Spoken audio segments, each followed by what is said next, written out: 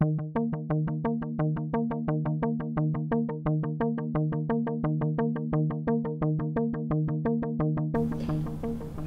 this is Sam, and today I'm doing a little demonstration on this wormhole that I made, which you can place objects in and it'll get sucked into the wormhole with a convincing effect of making it smaller and warp in.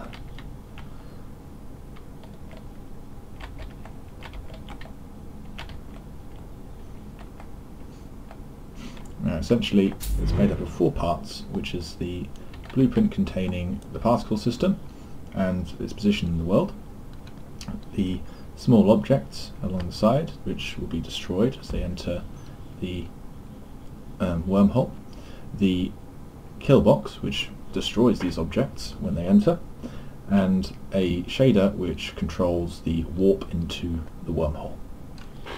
So first I'll show you the material.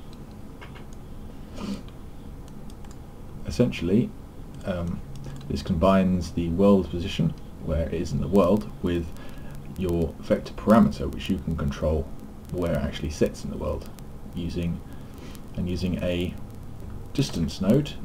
This determines the distance between these 2 nodes, creating a sphere, as you can see. Now it's probably easier to see with another view mode. As you can see, the vector there skewers. So when I change this, the blue, which controls the z-axis, it goes down in the world and it combines these 2 vectors to the centre of the sphere. And likewise, the green controls the y-axis, how far along it is in the world, that way, and the red controls the X. I'll just do that for you so you can see. There we go. Now, through these series of nodes, it basically creates a radius from which the sphere acts from. So the size controls how large the sphere is, as you can see. And the fall off controls how much effect it has on the outer radius. So if I switch it to 5, it doesn't have as much of an effect as if it was 15. The last parameter is the glow color, so you can change what color the glow is and have a little bit of fun with that.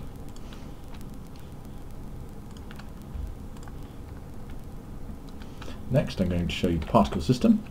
It's made up of 6 modules, and I will go through each of these with you and show you how it's made up. So first, it's simply particles going into the centre of the world, or 0, 0, 0. It's basically, the essential parts of it are size by speed, which controls the direction of these. So they lengthen out as they get faster, and they go from circle to line, and it makes it more convincing that they're moving about. Next is the colour over life, which controls a small orange to yellow gradient, making it fade in and out. There is a point gravity to make them all float towards the centre. They spawn from a sphere node, so it aligns more with the material that we've created. And a local vector field, which you can export from Maya, which makes it a bit more energetic towards the centre and makes it feel like there's more energy involved. The next 3 nodes are simple gradients, which make it feel a bit more, I don't know, more colourful and go well with the particle sprites. And they're controlled with spawn number, so the more of them there are, they overlap and make it more intense. As you can see, that's 150, this small bit, and then 5 because it's a very small one.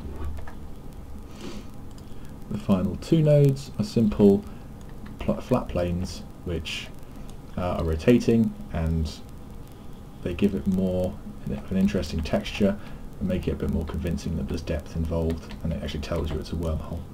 And all of these combined make for quite a convincing wormhole effect.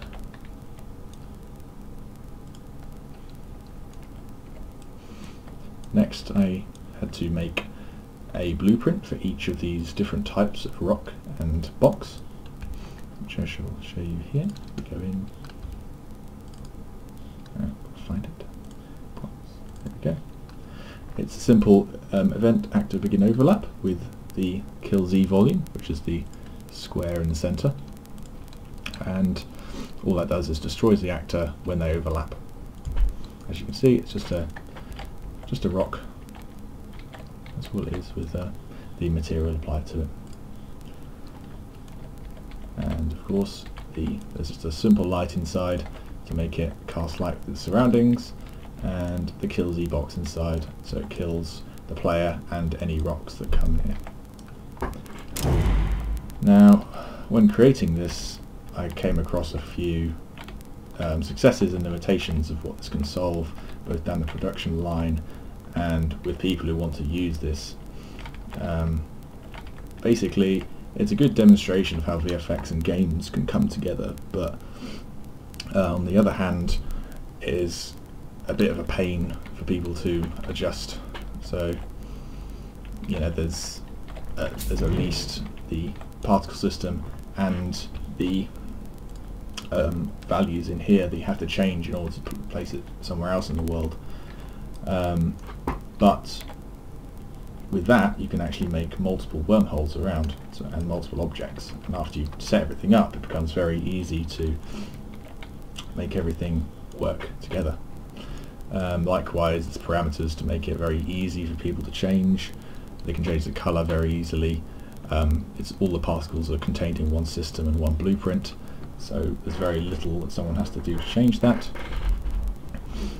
The material, it is quite easy to get a material working with it, but it's very limited in that it takes up a world position offset node and emissive color. So if you had a material which, I don't know, used some cool emissive lines on a metal per se, and you wanted to do something cool with a world position offset, like bump offset or something like that, you wouldn't be able to using this material. Otherwise it just wouldn't work. It would either not glow, or it wouldn't actually move when you entered the area. But yeah, all of the adjustments are all in there. There's not much else you have to do. It's quite easy for others to use down the line. I've already said that. Yeah, I think I've covered everything. So I hope you enjoyed the presentation, and yeah, this is me, and goodbye.